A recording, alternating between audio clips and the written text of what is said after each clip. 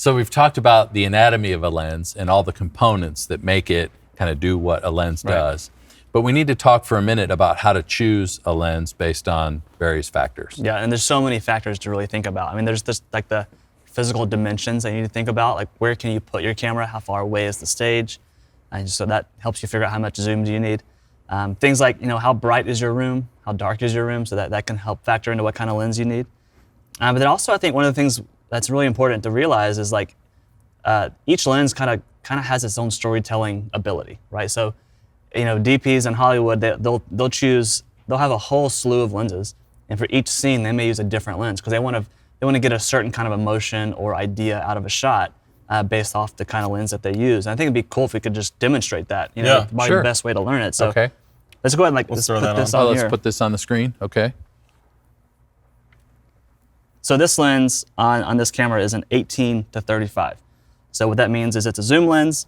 Not all lenses zoom, but some do. If they do, they'll have a range. If they don't zoom, it's called a prime lens. So this one, literally, it's 18 to 35. So it's basically like a 2x magnification lens.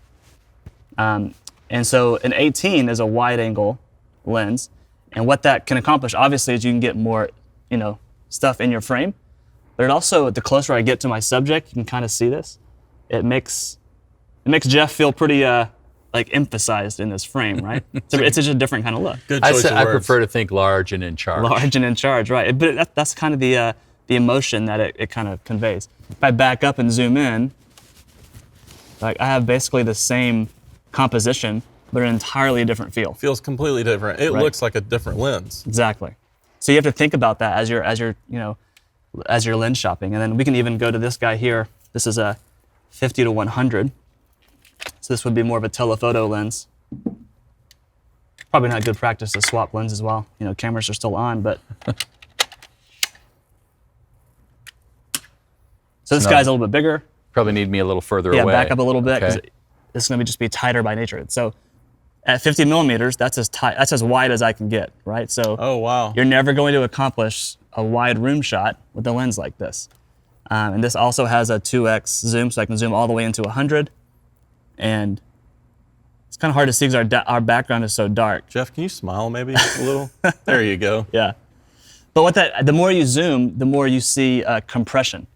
And compression is just, it's basically, it takes all the information, all the stuff in your shot from your foreground to your background, and it literally compresses that and makes it feel different than a wide angle that really shows how much depth is in your shot. So both have a purpose, both have a great place, but that's kind of what you get with more cinematic or DSLR type lenses. If you'll notice, I have an option that's good for wide angle stuff. I have an option that's good for more tight stuff. You can even get another lens that is, even a tighter shot for farther away.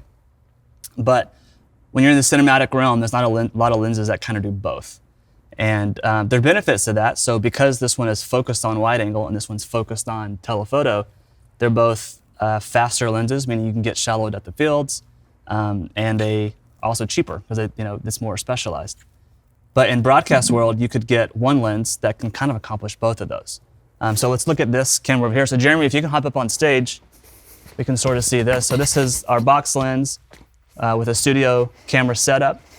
And just for reference, this lens goes from 7.3 millimeters all the way to 161. So that's why it's called a 22 by lens, because it's 22 times 7.3 equals 161. So we're probably 30 feet from the stage right now, but on screen, it looks like it's a lot further away. Right, so I can get super wide with this lens, like I could with that one over there, but I can also, with the same lens, accomplish a super tight shot. Don't get too tight.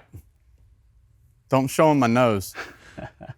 Yeah, so what you can really see is with one lens, I can accomplish a lot of different things. I can do stage wide to show set pieces. I can do tight talking headshots for my pastor or for worship leader. But again, the drawbacks are you don't get as much shallow depth of field. You get more things in focus. It's a different aesthetic, but it's way more flexible.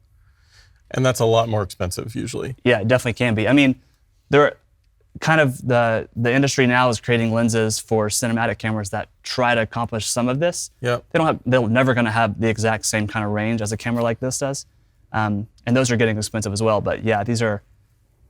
This is actually a smaller version of a box lens, but you can spend upwards of $100,000 just for the box lens. That's what you'd see at like a football stadium. Right. Exactly.